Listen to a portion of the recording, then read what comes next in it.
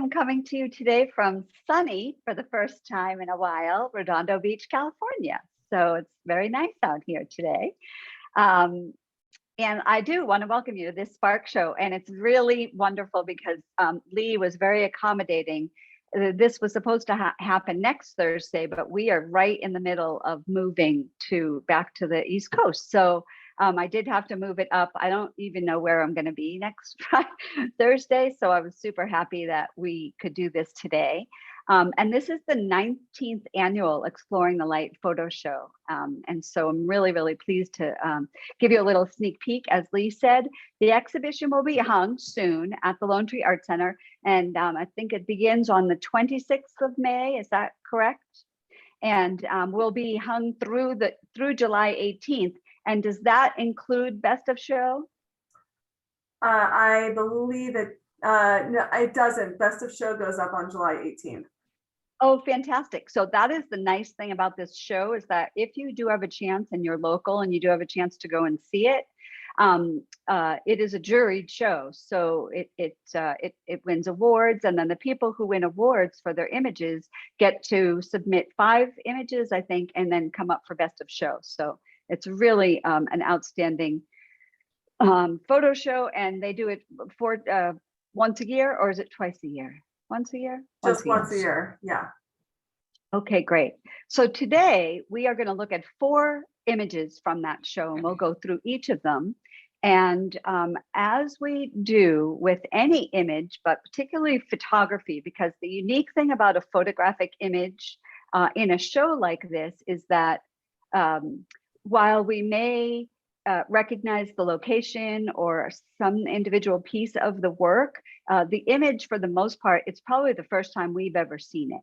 So in order to really maximize our not even our understanding of it, but our absorption of it, we really want to look. So we will look for about 30 seconds. We have 4 images and 4 speakers. Typically, I'd like to be able to look a little bit longer, but today we'll do 30 seconds. We'll describe what we see, we'll interpret and discuss what we think about the image, and then we'll make a connection with that image, and we'll describe if it provides any emotion, if you have an emotional response to it, which is really often the case. So as Lee mentioned, there are a couple of ways to participate today. So if you are unmuted, we may, if there's background noise, feel free to mute, but you are more than welcome to just answer questions and participate. If you're muted, you can push your space bar in most cases, and that will permit you to speak, speak. You can raise your hand visually, will catch you. You can also put, I'm going to open up the chat right now. It's probably going to open up on my thing there on my screen, but I'm going to go ahead and leave the chat open, and we can answer your questions there as well. So let's go ahead and get started with our first image. So I'm going to have you go ahead and take a look at the image.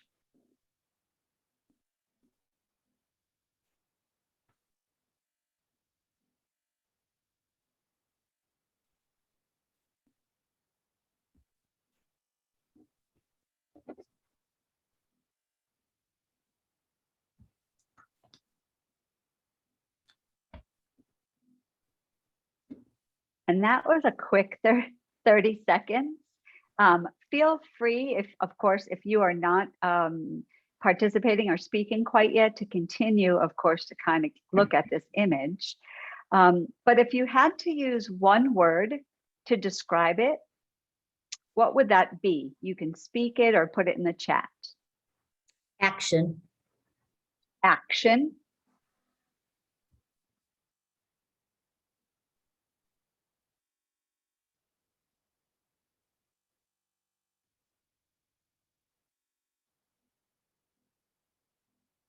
Let's get a little more basic before you come up with that word. What do you see? What are the elements in it? One more time. Catch. Catches the word, yeah. But what do you see? 3 horses, one being caught. Oh, attempting to. It's actually 4. Yes. Yeah.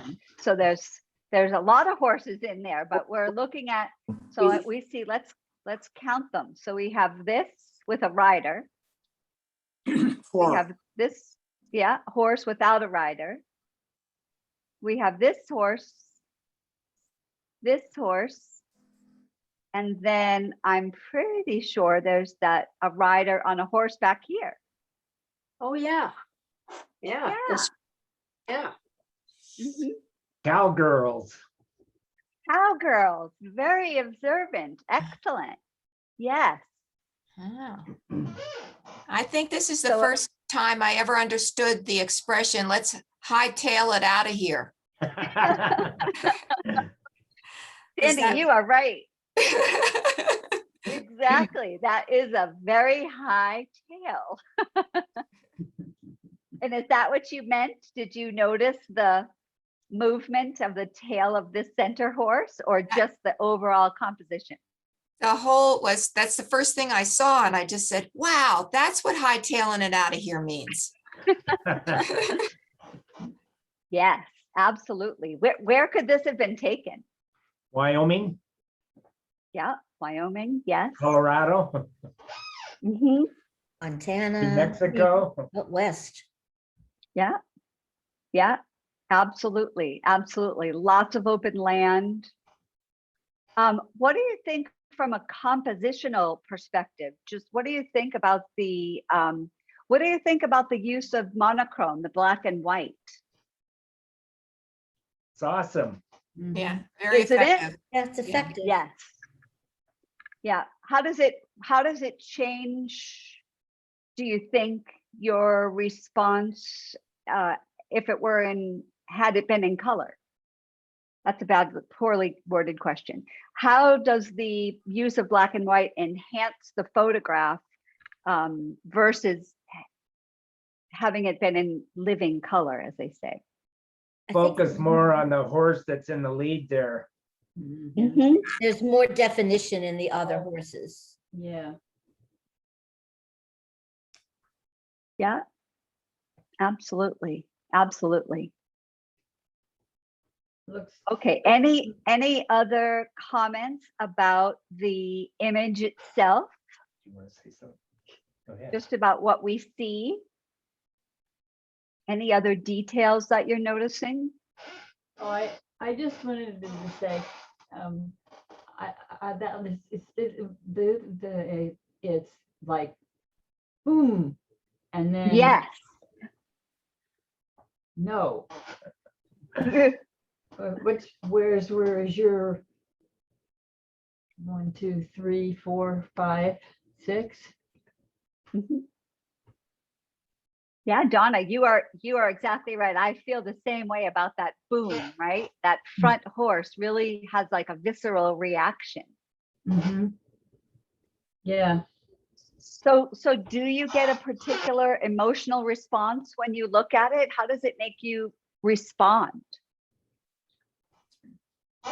Have to duck. Yeah. Yeah, you want to kind of get out of the way, particularly like imagine capturing this image where the photographer had to be. Hope he had a Capture big it. telephoto lens on. Yeah. Yeah. We'll see if she did. That's an excellent question. So excellent segue, Sam. Thank you. We have the photographer who captured this image here with us today. And Ashley, I know you came in. Oh, good. I was going to say you came in as Scott, but I've been calling you Sertich. So I want to make sure I say your name correctly. And Ashley joined us last month when she discussed her playground image from the Commissioner's Choice show. So really, really happy that you can join us again this month to discuss this new image. A little bit about Ashley. She is a Highlands Ranch, Colorado photographer who dabbles in other genres. She has a day job in IT, so she uses photography as her creative outlet. And she started getting into photography just over 2 years ago, and she hasn't looked back since. And while she typically photographs people, she also loves travel and has been to about 64 countries. And we are And she also likes landscape and macro. So welcome, Ashley. We are really glad that you're here to join us today to tell us a little bit more about this image and share the title of it with us. Sure. Thank you so much. Happy to be back. And I think it's funny that last time I spoke with you, we had a black and white image. And this time it's also black and white. I apparently have an affinity for black and white. And Sam was absolutely right. This was taken in Colorado, in Westcliff, at a ranch in Westcliff. And it wasn't a very far zoom lens. It's what we call a 200. So I was a little closer than maybe I should have been. But thankfully, there was actually a fence right in front of me. So I shot this in between two planks of the fence. So I was safe, but I was close. This image is called Can't Hold Me Back, because this horse had a lot of spunk and a lot of energy and definitely did not want to be tied down. So that's where this came from.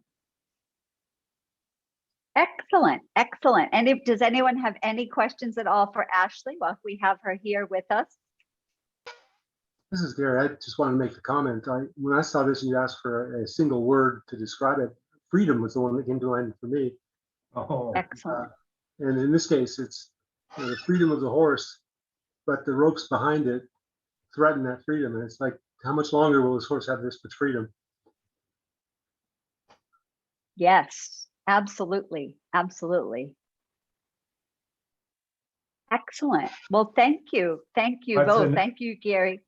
awesome picture. Thank you so much. Thank you. Yes. Were these wild horses, Ashley, or were they just being corralled? They were being corralled. This is a working ranch in Westcliff. And so they chase them around and they're working horses. So yeah, this one just was full of, as my mom used to say, piss and vinegar. Yeah. He had a lot of attitude. But yeah, and lots of cowgirls and cowboys on the ranch. So it was great to photograph them and to spend some time with the horses.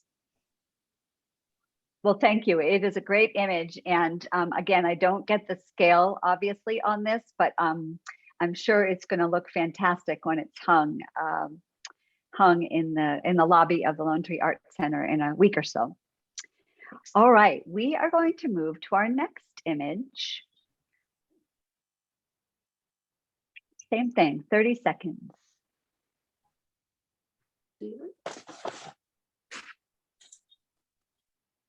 Again, no idea what it is. I think it's a rock formation.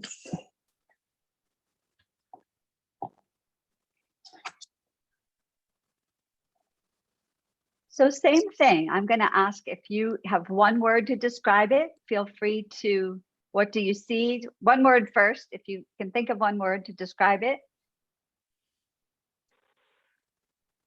And I'm going to ask that question again later on because I feel like we need a longer look and we maybe need some discussion. So we'll go ahead and objectively look at it and we'll talk about what we see and what we observe. We can start with colors, the lines, patterns. What do you see?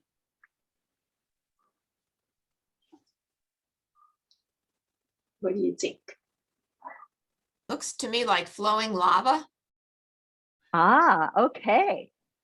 One of my favorite natural things to observe, flowing lava. It reminds me of like stalactites, stalagmites, whatever they call them. That they call them both. Stalactites are from the top and stalagmites are from the bottom. I think I got that right. Yeah, so cave formations.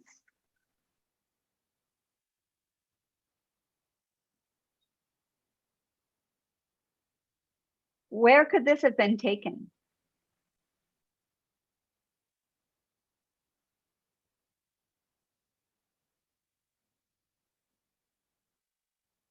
Hawaii has lots of volcanoes.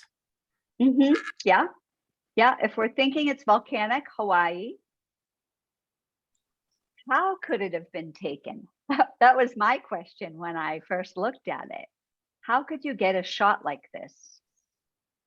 Drone. A drone, okay, that's yes. An airplane. From an airplane, yeah. Drone. Yep, from an airplane. So from above, yes. Or from below. It could be looking up. It could be looking up. Yeah. Mm. Instead of lava, it looks to me like it could be formations, actually Wyoming, Utah.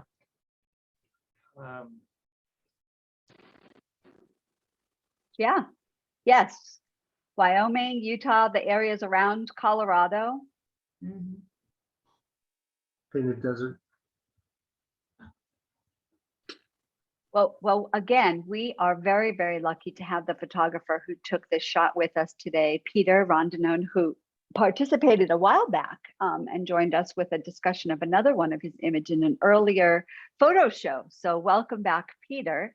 A little bit about Peter before he tells us all the good stuff we need to know about this piece. He is a landscape and nature photographer in Littleton, Colorado. Born in New Hampshire, he grew up in near an old Shaker community, which led him to appreciate the simple beauty of his surroundings. And his early years were spent hiking, climbing, biking, and camping in the woods of New England. He went to college in Maine, where he studied forestry and spent a great deal of time in the North Woods. His goal is to capture the beauty and uniqueness of lesser known places that many people don't often get to experience. And he shoots at all times during the year in all conditions and hours of the day. And if his photos can take you to a special place where you get to escape reality and feel like you are at the photo's location, then he has accomplished his goal. So Peter, welcome. And if you would share a little bit about this image, we would love to hear it. Sure. Thank you. Sure. Sam, you were correct, Sam. This is in Wyoming. I'm sorry, in Utah. And this is an image that I called the clown show. And I took it by drone. So it's an aerial photo looking straight down. So again, you're spot on. And it's an interesting shot in that how it was taken. I did all of my scouting for a trip to Utah looking for some abstract type of images, spending hours on Google Earth and just studying the aerial topography of this particular location just outside of Hanksville, Utah.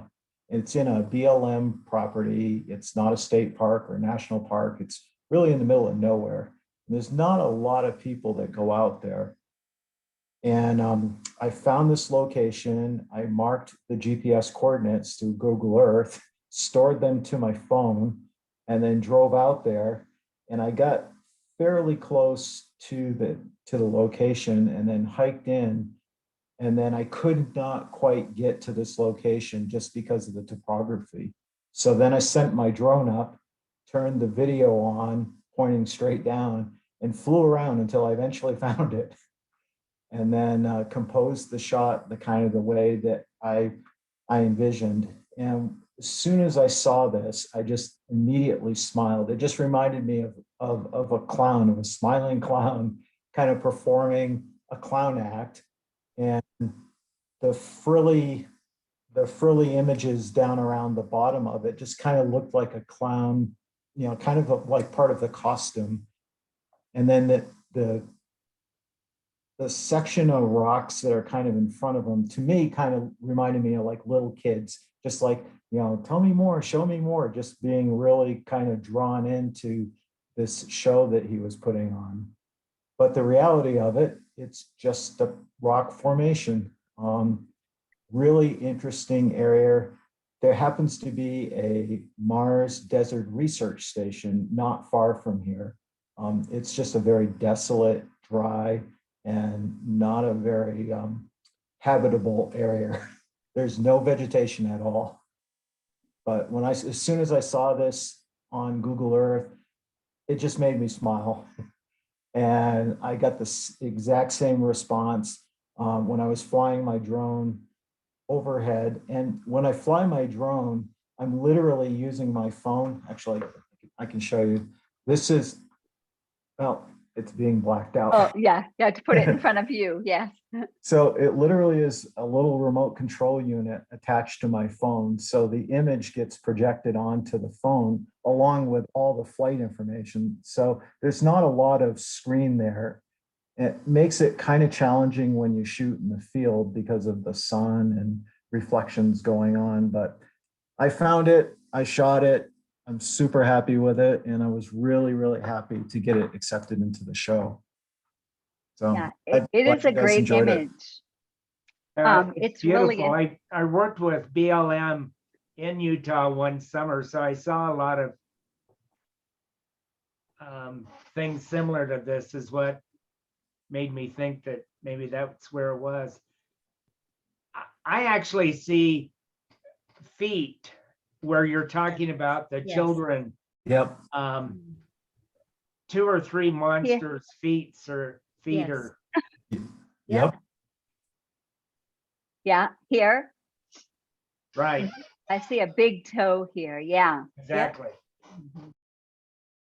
Yes, there is a, I don't know if it's a phenomenon or, but it is a word called anthropomorphism, which basically is this default that our brains do, particularly when we're looking at things that we're trying to make sense of, where we begin to see human type images. So we begin to see recognizable features. Oh, this could be a big toe.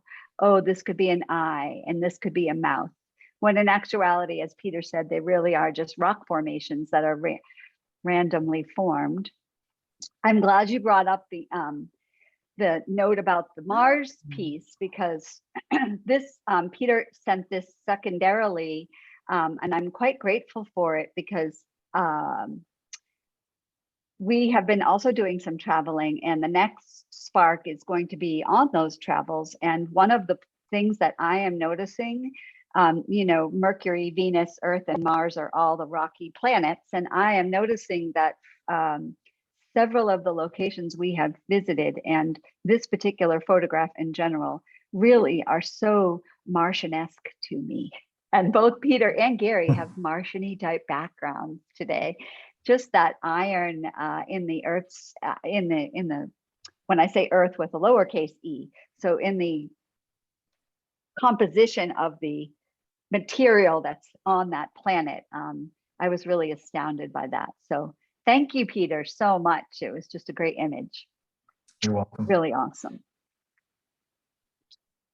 All right, our next piece. Anybody have any questions for Peter before we go on to the next piece? I do actually. Is there any way for you to know what the scale was? Like how big were those rocks, or even just the clown image?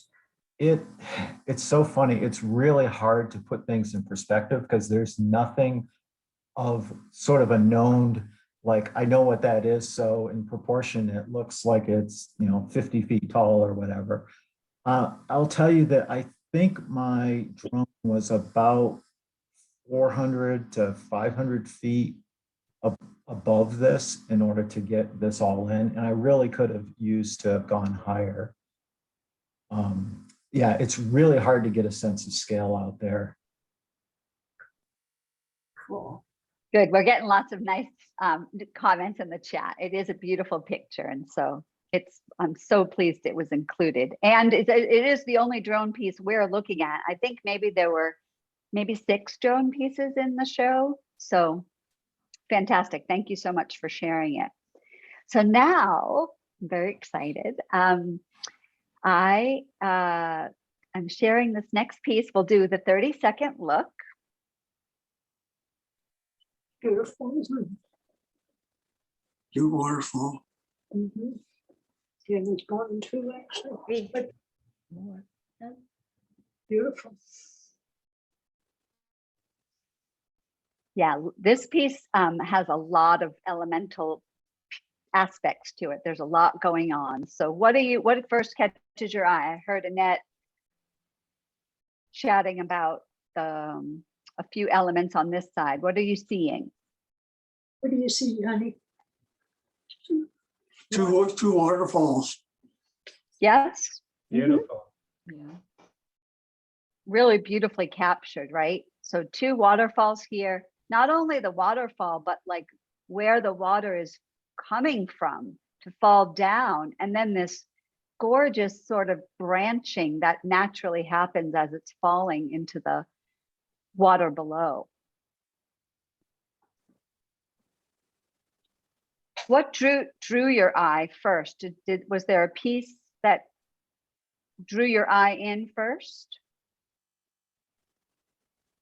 The waterfall caught mine and then the mountain behind. Yeah. If you were looking at just the waterfall, I would have guessed that it was Hanging Lake. It resembles so much like the Hanging Lake there near Glenwood. Okay. Okay. Barb says, I want to go there. Waterfalls are some of my favorite outdoor sites. Yeah. And they're so sensory, right? Because you're seeing them, you're hearing the sound they make. As we travel away back to the East Coast, we're going to try and go to Niagara Falls. So yes, there's also something very visceral, I think, about the power involved in falling water. So what colors are you noticing? I like the reddish on the mountain yeah. behind. Yep, that's me too. Yeah. And all So the that different orange- shades, all the different shades as the sun and the shadows that are created. But Absolutely. Yeah. So Like- that's the nice, go ahead. I like the light. Go ahead, Donna. Oh. Annette. I Go ahead, look- Annette. it looks to me that there's a house there. Oh, Ah, here. Yeah. yes. Oh, I hadn't We'll noticed that. see. Could be. Okay. So here you're noticing something. Annette, did you have something? Well, I like the light coming out from the kind of the side of the mountain, and it reflects onto the mountain. Here. And yeah, even though it's very cloudy, looks very cloudy, you can still see light coming out from there. Yes, so from a light and dark perspective, we get a nice big patch of light almost in the center. Like if you were to divide it in 4s, it's over in this quadrant.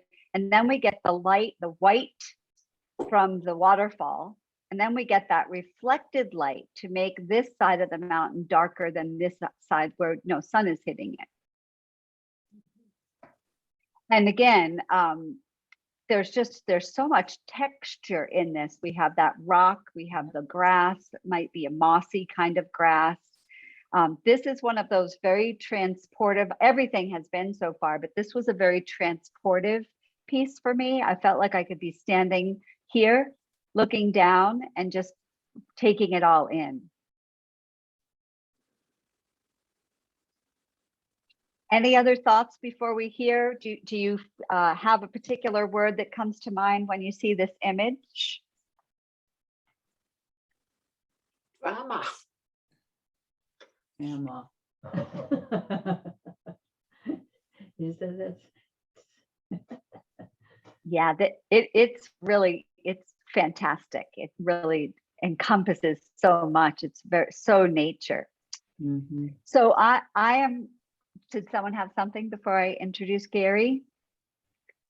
Okay, I am very excited to introduce my fellow Highlands Ranch docent, Gary Herbella, who shot this image. Gary's story is very interesting to me. So he earned his Bachelor of Fine Arts degree, and then with an emphasis on photography, and then he earned a Bachelor of Science degree in electrical and computer engineering. And so I find, and he finds that that the mix of science and art continues to fascinate and challenge him. And I feel so similarly. He retired from the aerospace industry. And so now he can devote more of his time to his hobby of photography.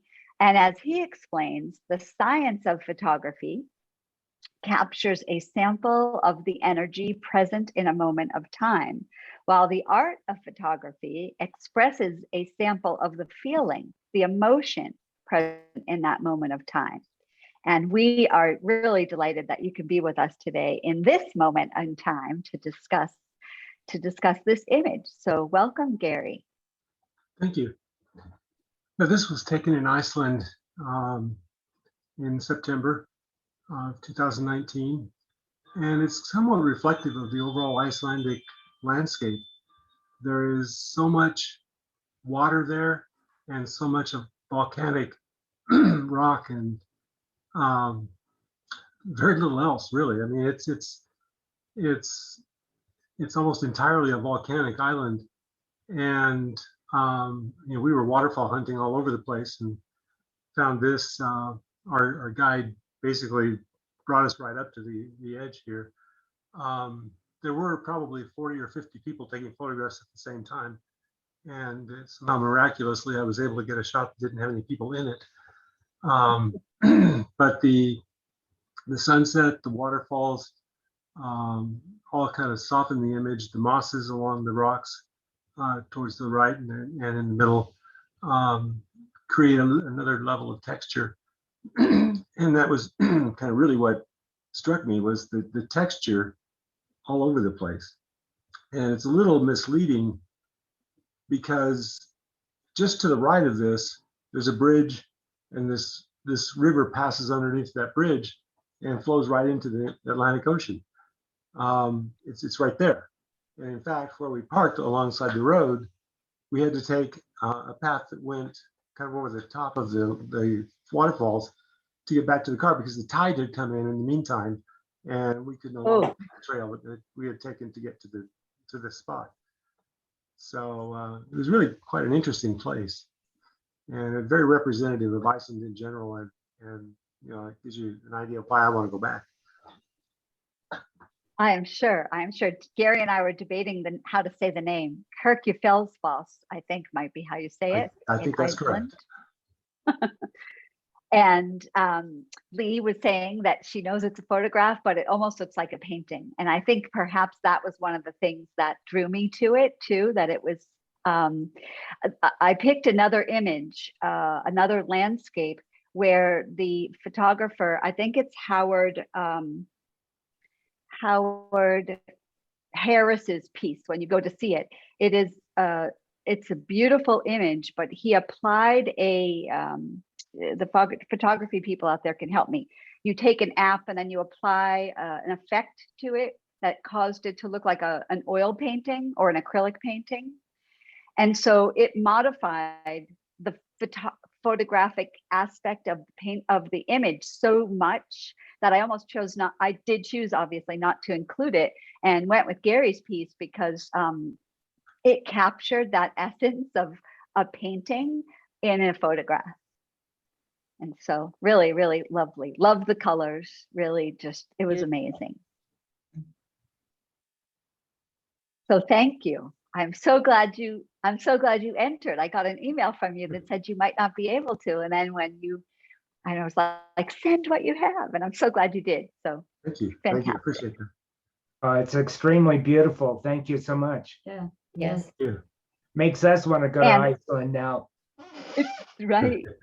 And I will add just a little plug, because Gary and I met over at the Highlands Ranch Mansion. So if you are local and you are looking to, I don't know if I think they're doing tours by appointment now, but Gary is an excellent docent over there. So tours on Wednesday through the end of the month, and then we go back to Tuesday and Thursday. Okay, fantastic. It is, and the grounds are open, so yes, go have at it. It's a magnificent place if you are local in that Highlands Ranch Lone Tree area. All right, any questions for Gary at all about the image or his experience there before we move on? Okay, and make sure I'm navigating correctly here. So I did something with this next image that I never, ever do. So I'll tell you what that is after we look at it. Oh.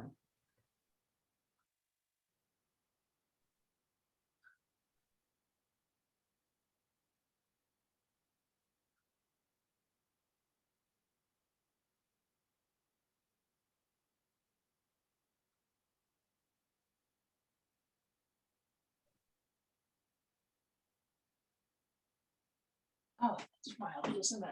It's different. What do you think that is? I have no idea. Rice fields, maybe? Some kind of, well, maybe not rice fields, maybe. There's a person standing in there between, in the bottom, there's a little person, yep. Yeah, Anyone else? So- yeah. The one thing I did with this piece that I never do is I had an opportunity to chat with and I shouldn't say never, when we were meeting in person and we had the opening reception, that's pretty much how we selected the images for the Spark presentation, is I would pick what I knew would work well, and then I would hope that the artist was at the opening, and I would chat with them. And I tried to make sure that they didn't tell me too much about the image, because really, I don't need to know anything about it. I'm really only concerned what you see in it. But in an opportunity I had to speak with the photographer of this image, she revealed a little bit to me about what was in it, and I had lots of questions for her, and it was actually a great conversation. So what do you see when you look at this piece? So ironically, right in the middle, there's a lone tree. There is Yeah. a lone tree right in the middle. Yeah, maybe not ironically. How nice. Is there one down there? Well, that comes up. And or snow, or looks like a giant zebra. Yeah, it does. It does have an animal-like quality. Yeah, that's what we thought. Yeah. Zebra. Exactly. Okay.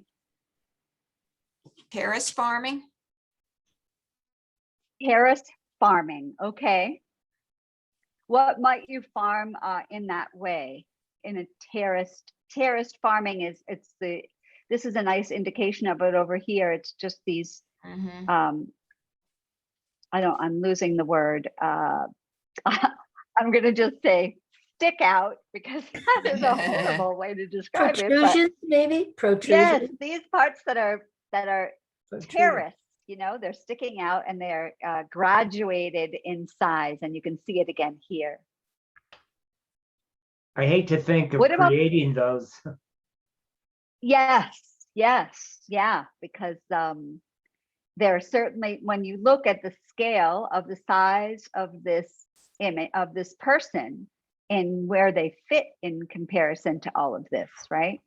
Mhm. What about the colors? Yeah, they're Do beautiful. we do we think that's snow? The white? Could be snow. Could be Looks like a cloud forest biome. a cloud forest biome. Outstanding. Yeah, all of this. I don't know if you've ever had the opportunity to go up to Cloud Camp, which is if you keep going up past the Cheyenne Mountain Zoo, past the Wiley Post, Will Rogers Shrine of the Sun, and you continue up, the Broadmoor has something called Cloud Camp. And on days when it is cloudy, you are just up in the clouds. It's quite magnificent. So this made me think of that, this clouds, this trees. How do you think this could have been taken? The shot. On top of another peak that was Mm. just a little maybe higher. Okay. So up on one of these peaks that might have been here. So we were looking down at it. Right. Okay.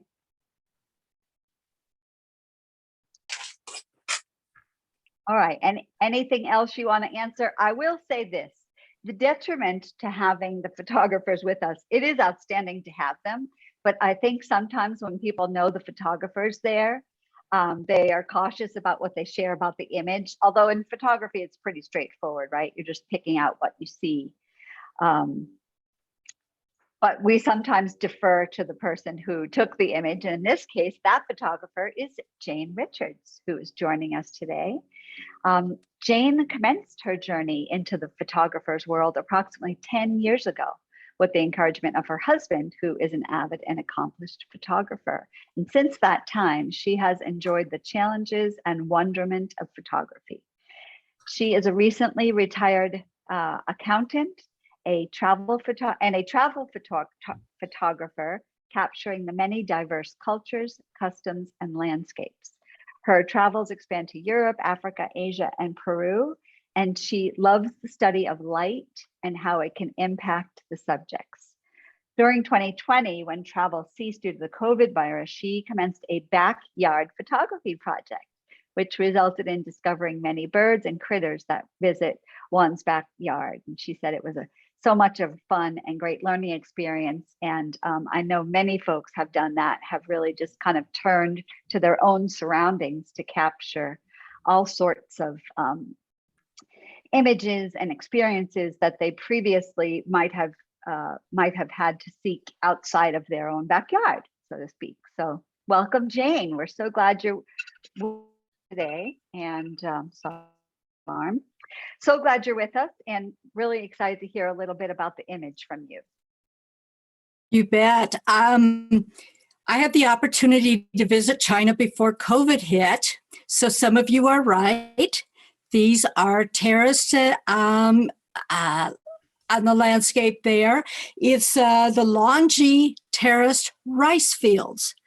And I don't know if I said that right, because sometimes the language is misleading to you, but we were visiting there, and these rice fields are something like 650 years old, and they just meld into the mountainside there.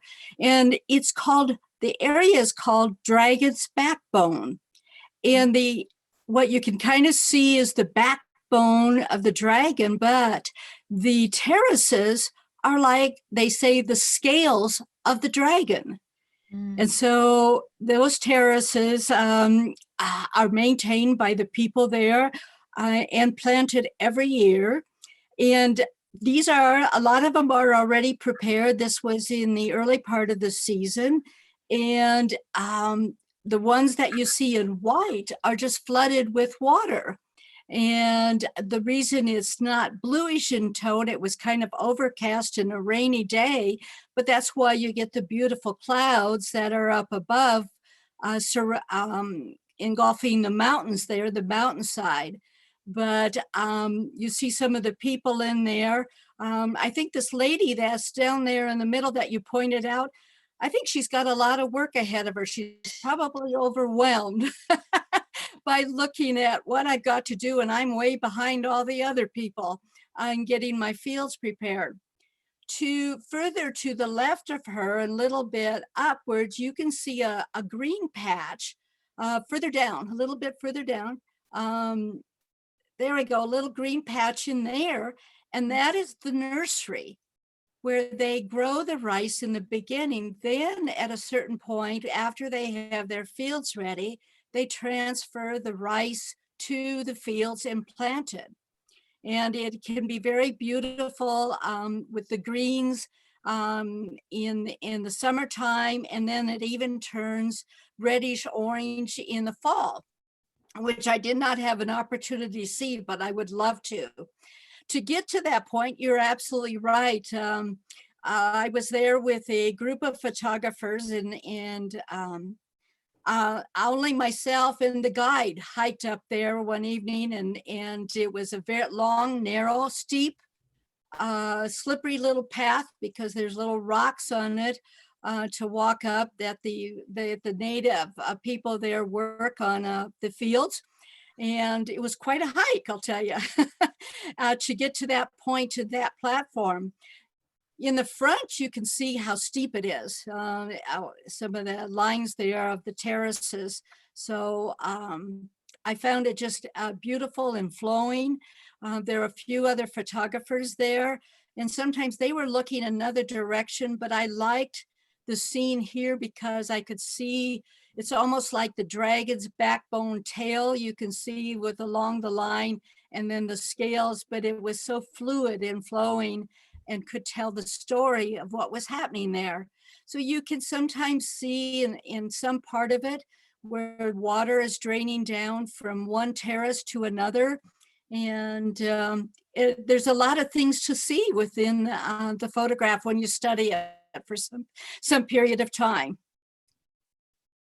I'm so happy that you said that, because really with every single one of the images today, you know, we spent as much time talking about them as I would like for you to spend looking at them. So the next time you make time to go over to the lobby and see the show when it's hung, you know, don't do it on when you only have 5 minutes before Target closes. So make sure that you spend some time, because each of the images benefit from what we've done with them today. All of them, that to include the portraits. And I think, Jane, you said you also have a portrait. Yes, I do. Do you also have a portrait? And I'm not sure if Ashley's still on the call, but I can't remember if Ashley, do you have another piece in this too, Ashley, or is it just this one? Nope, not in this one, just the one. Okay. Okay. So, and Peter, do you have more than one? Nope, just this, just the Okay. one. Okay, good. There are a couple of folks who have more than one piece, but they all benefit from that, what I call long looking. And particularly in this piece, it's a great example of how long looking allows you to discover elements of a work that you may have missed if you just looked at it quickly, like that lone tree, or coming down from that lone tree, as Jane and I discovered. And so on your screen, you have a little blurb that says, you are looking at Jeannine's screen, or Jeannine is sharing her screen with you, or something like that. And then next to that, there's a little black button that says view. And so I will go back through the images if you'd like, but when you click that view, you can increase the size, you can zoom in. And this particularly is one of those pieces where when you zoom in to say 150% or 200%, while you can't tell the zoom where to zoom, you can't tell the zoom where to zoom, but you can look at the piece a little more closely. And when Jane and I were talking, she pointed out that there's a pathway right here. I thought it might have been the one that she walked, but she said no. So when you see this piece at the Art Center, if you do go to visit it, or when the piece is put up, this will also be on an online viewable format. And when it is, I would encourage you, with all of the work that we looked at today, to just spend some time really looking to learn how to teach these classes. I took a class on slow looking where we looked at one piece for an hour. And you start in one corner and you can either do it by quadrant or you go across back and forth. But some people, like this image is a perfectly quadrated piece, right? You have this lovely green area here. You have a foreground piece, and then you have this background portion with all of that terraced work. And then halfway through, like I think we did it in 15-minute increments, you'd look, and then you'd close your eyes and try to remember what it was that you saw, to kind of sear the image in. And I find that when you look at work that way, it's a very, very powerful experience, whether it's photography or painting or anything like that. So thank you, Jane, very much for sharing with us. Thank you. In the little blurb you sent, you said the terraces are, was it 650 years? Are they 650 years old? Did I misread that, or is that accurate? That's accurate. 650 years old, yes. Wow. Outstanding. Really, really beautiful. Anyone have any questions for Jane about her image today?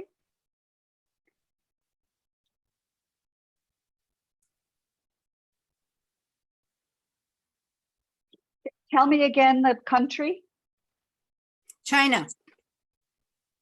China. Okay. Okay. We did an awesome job with that. It's beautiful. Yeah. Thank you. Thank you very much. Awesome. Good. All right. Well, go ahead. Did someone have something? All right. So we're just going to go through really quick and look at all those images again.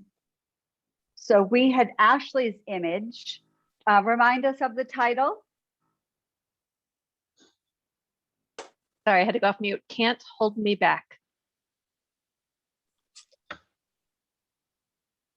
Okay. And then Peter's clown show, yes. The clown show.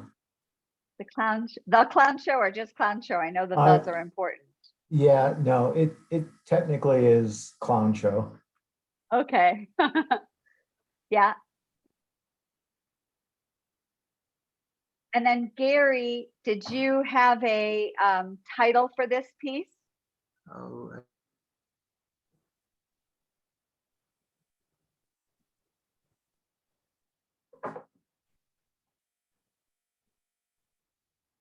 I can't remember. I have Gary's, let me see. I'm afraid if I open up my folder where the title is, it may show up on my screen share, but let me see.